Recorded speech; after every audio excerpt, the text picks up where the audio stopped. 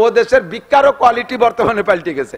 মহিলা X Corolla গাড়ি একটা চালাইয়ে আইসে রাস্তার পাশে জায়গা মতো পার্কিং করে থুয়ে এবার উনি ভিক্ষা করতে নামছে। দিন ভরে ভিক্ষা টিক্ষা করে মহিলা নিজের করোলা গাড়ি চালাই চলে যাচ্ছে।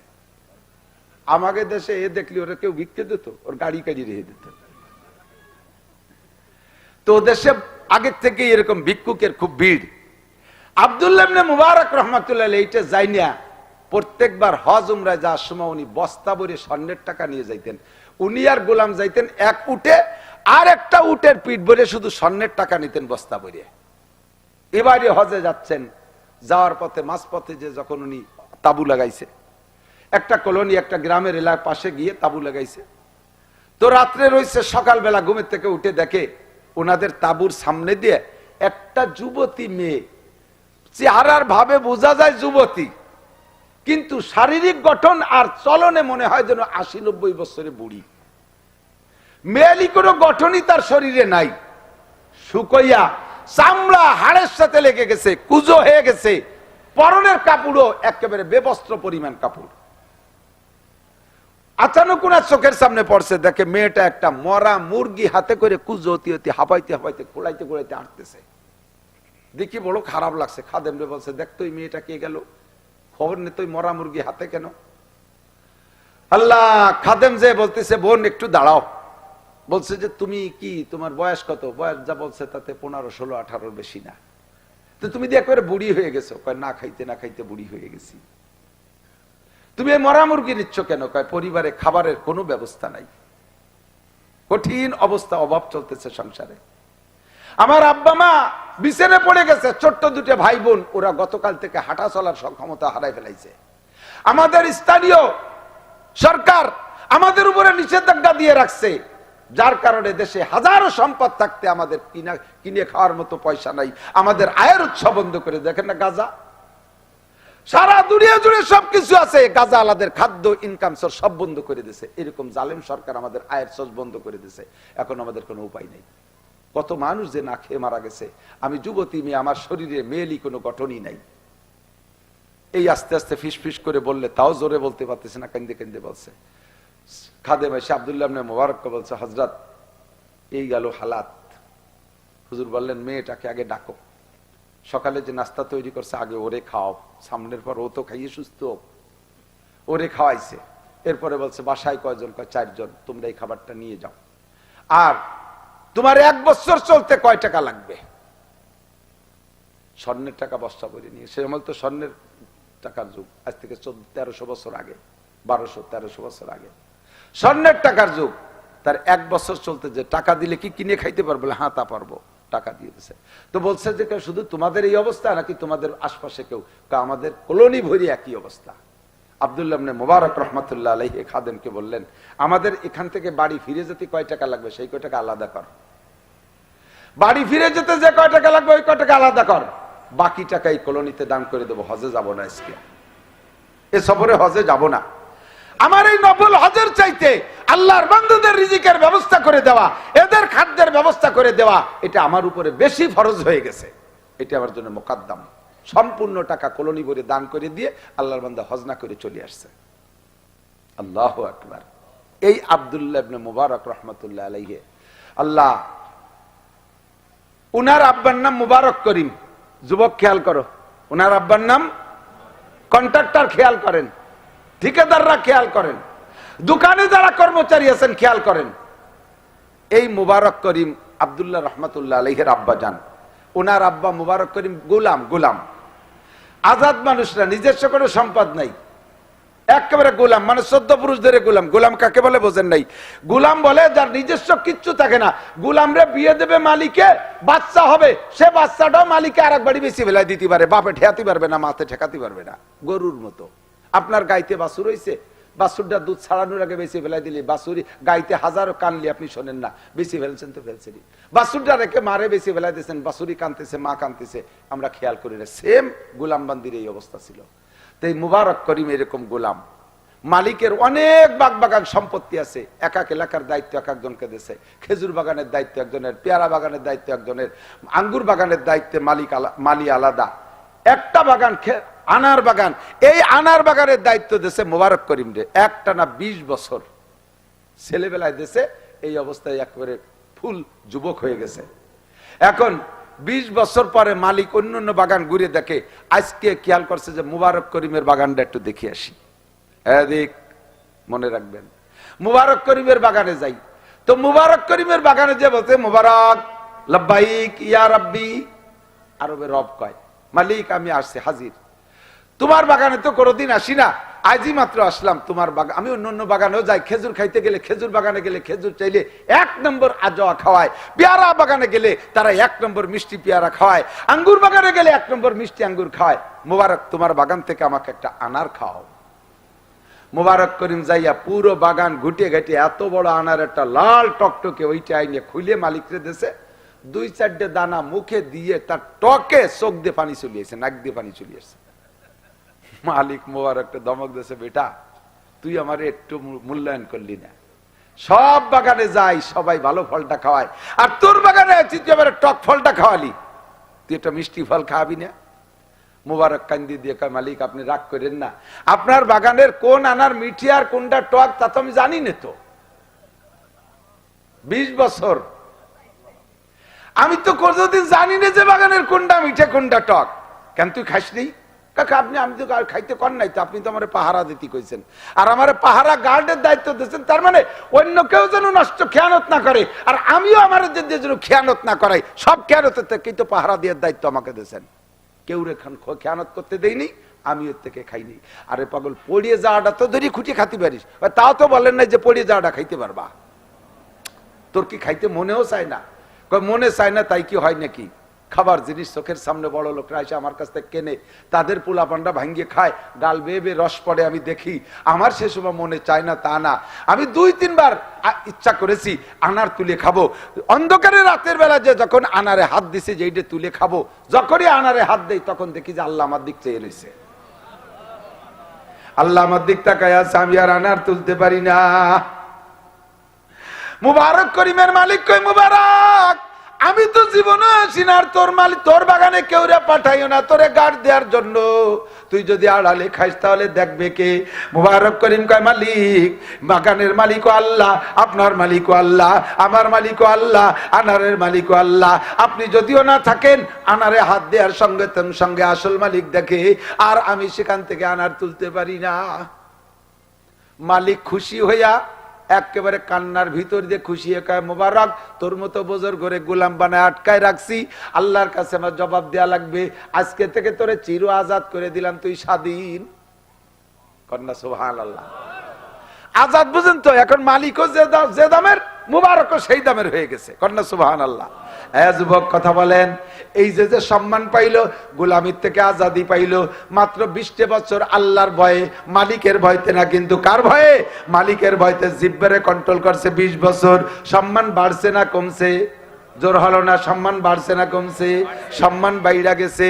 এবার গোলামির থেকে আজাদ হয়ে গেছে। মালিক বাড়ি যায় স্ত্রীকে বলতেছে, আজকে একটা ভালো কাজ করে আসছি। কি করছেন?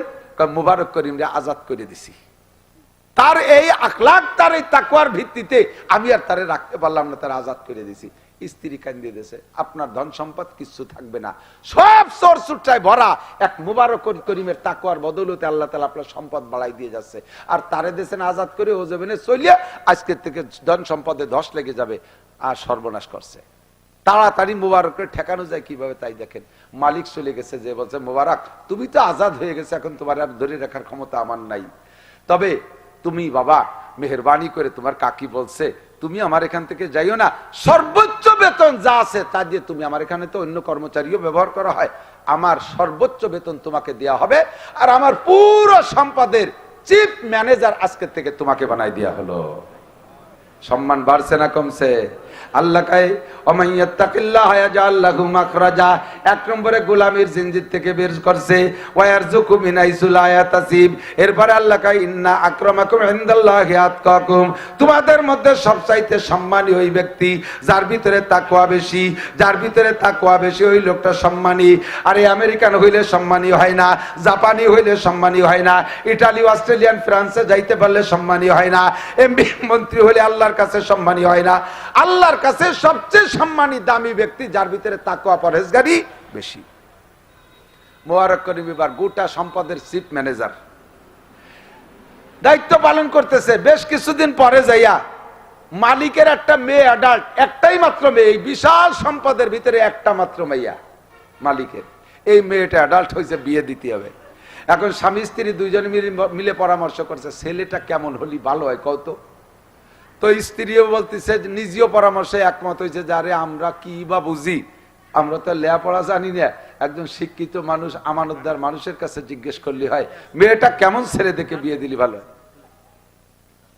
দুইজনে একমত হয়েছে, কার কাছে জিজ্ঞেস করবো, আমানতদার মানুষের কাছে তার জিজ্ঞেস করা যায় না। কতক্ষণ জামাই মেয়ে একটা বিয়ে দিয়েছেন, আগের জামাই, নিচে আরো মাইয়ে দুটি আছে, সে মেয়েগুলো অ্যাডাল্ট শেয়ানা যুবতী।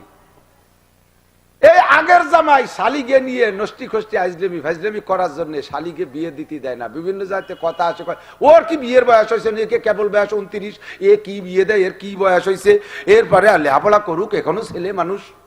মানে ওই শয়তানটা জুত পাচ্ছে, এর কাছে পরামর্শ চাইলে বিয়ে দিতে দেবে না। মুবারক করিমের কাছে কয়তো চল আমরা দুইজনই মুবারকের কাছে পরামর্শ নেই, মেয়েটা বিয়ে দেবো, ছেলেটা কেমন হলি ভালো হয়। তো মুবারক কইতেছে, মুবারককে ডেকে বলতে, মুবারক তুই তো আমার ম্যানেজার, তুই একটু পরামর্শ দাও তো বাপ, মেয়েটা বিয়ে দেবো, কেমন ছেলে হলি ভালো হয়। তো মুবারক বলতেছে, হুজুর আমি কি বলবো, বিশ্বনবী মুহাম্মদুর রাসূলুল্লাহ ছেলে মেয়ে বিয়ে দেওয়ার জন্য পাত্র পাত্রী খোঁজার পরামর্শ হুজুরি হাদিসের মধ্যে দিয়েছে, তুনকাহুল মারাতুলি আরবা। এ যুবক আমার দিক তাকা, মেয়েকে ছেলে মেয়েদেরকে বিয়ে করে ছেলেরা চারটে দিক দেখে। 1 নম্বর এলি জামালিহা, মেয়ের রূপ দেখে, রূপের ভক্ত সবাই।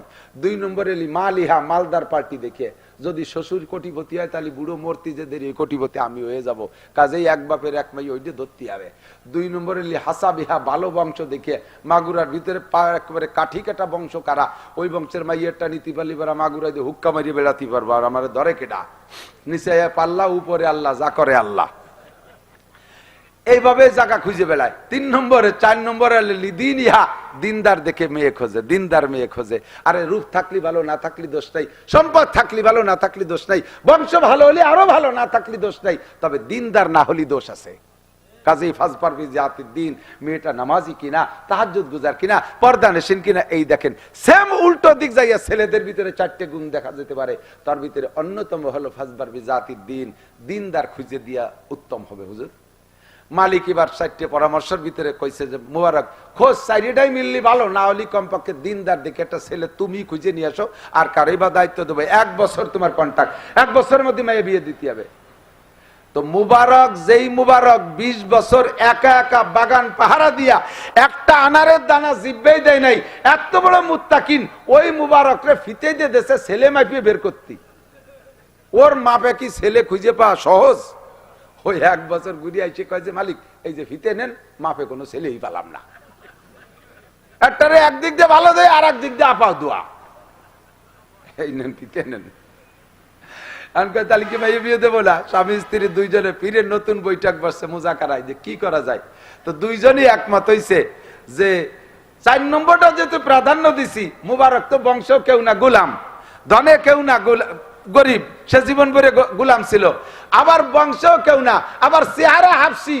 স্যারের কাছে শুনে দেখেন ওই যে নিগ্রোরা কালা, ওরাই ছিল গোলাম, তাহলে কালাও সেই রকম কালা। এর ভিতরে ওই 3 গুণ মোটেই নাই। দিনদারিতে নাম্বার 1, 1 নম্বর মুত্তাকিন। যদি এইটাকে আমরা পছন্দ করে থাকি তাহলে আর ছেলে ফিতে দিয়ে মাপার দরকার নেই, মুবারকের সাথেই মাই দিয়ে দেই। সম্মান বাড়ছে না কমছে?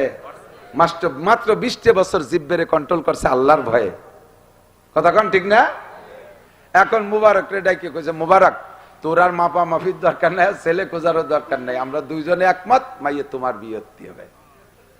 মুবারক এবার ব্যাগটাই কান দিয়ে দিছে, আল্লাহ এ কি বিপদে ফেলাইলিয়া। মুবারক কয়, স্যার আপনার পায়ে ধরি, আল্লাহর রাস্তায় মাফ করেন। এত বড় বল মাছ যদি চিকুন খালের মধ্যে ঢোকে, মাছেরও অশান্তি, খালেরও অশান্তি, ঠিক না? ইরিদানের বলকে যে ড্রেন আছে না, এদিকে ইরিদানের বলক আছে নাকি, একটু একটু ড্রেন না, ওর মধ্যে যদি 1 মিনিট একটা বল মাছ ঢোকে তাহলে পানি আটকে যাবে না? আর বল মাছে বাস ফিরে পিছনের দিকে আসতে পারবে না, মাছেরও অশান্তি, খালেরও অশান্তি। স্যার আপনি যেমন মানুষ, একটু চেষ্টা করেন, ছেলে পাবেন, আমার এই বিপদের মধ্যে ফেলেন। 1 নম্বরে আমি আপনার মেয়ে বিয়ে করে ওর দেনমোহরই তো দিতে পারবো না, বিয়ে করতে তো দেনমোহর লাগে। আপনাকে দিক লাগে নাকি? দেনমোহর দিতে হয় না, খাতায় লিখতে হয় খালি। দেনমার খালি খাতায় লিয়ে তুই না, তালা কর পরে বিপদে পড়িয়ে দিতে হয়, তাই ছাড়া দিয়া লাগে না। দোলাই খাবা কাগা, পুলসিরাতের উপরে দাঁড়াইয়া এই মহিলা তোমার ওই জায়গা ব্রেক পেরাই ফেলবে। টাকা ফেলা বুড়ো, টাকা ফেলা, আমার যৌবন জীবন যৌবন সব তোর হাতে সবর্দ করে দিছি, উল্টায় পাল্টায় দিনে রাতে যেভাবে পারছিস ব্যবহার করছিস, টাকা দিস নেই, টাকা ফেলা। এইভাবে যে সকল দেনাদায়িক পাল্টি আছে সব এক জায়গায় জমা হয়ে যাবে পুলসিরাতের উপরে। আল্লাহ বলবেন ফেরেশতাদের, এই ও জায়গা যানজট হয়ে গেছে, তাড়াতাড়ি ছাড়াও। কয় যে আল্লাহ, কয় বুড়ি আছে, কয় বুড়োর অলকম চিপে ধরছে, গলা চিপে ধরছে, কি জন্য? কয় দেন মোহরের টাকা ট্রান্সফার করো, মানি অর্ডার করো, রকেট করো, কি বলে বেরাক কর, কি কয় বিকাশ করো, যেভাবে পারো। কি পরিমাণ? কয় প্রত্যেক 2 পয়সার বিনিময়ে 700 রিকাত নামাজ। 2 পয়সা দেন মোহর, 50,000 60,000। আর বর্তমানে যে জুলুম করতেছে, ছেলের যোগ্যতা আছে না না আছে তা দেখা দেখি নাই। বংশীয় ক্রেডিট ঠিক রাখার জন্য 3 লাখ 4 লাখ 5 লাখ টাকা ঘাড়ে উঠে দিচ্ছে, জীবনও পরিশোধ করতে পারবে না। এই যারাই জুলুম করছেন তারাই গুনার ভাগী হবেন। ওই লোকটা টাকা দিতে পারে নাই, তার জীবনে সম্পূর্ণ নেকি ওই বুড়ি কাটি নিয়ে চলে যাবে। বুড়ি সেই সময় পরিচয় দেবে না। কোরআন শরীফে আছে, ইয়াউমা ইয়াফিরুল মারউ মিন আখিহি ওয়া উম্মিহি ওয়া আবিহি ওয়া সাহিবাতিহি ওয়া বানি। কেউ রেখের পরিচয় দেবে না। এই সময় পাওনাটা বুঝে নেওয়ার সময় একটুও তোয়াক্কা করবে না, একটু মায়া করবে না, স্বামীকে ধাক্কা মেরে ফেলাই দিয়া নেকি গুলো সব কুড়াই গুছাই নিয়ে এটি চলে যাবে। দেন মোহর দিতেই হবে। যারা দেন নাই, বুড়ো যারা আছেন, কালকে যে চাষিরে 5 কাঠা জমি লিখে দেবেন। যদি দিয়ে চান তো বাঁচিয়ে গেছেন, যদি না দেন কালকে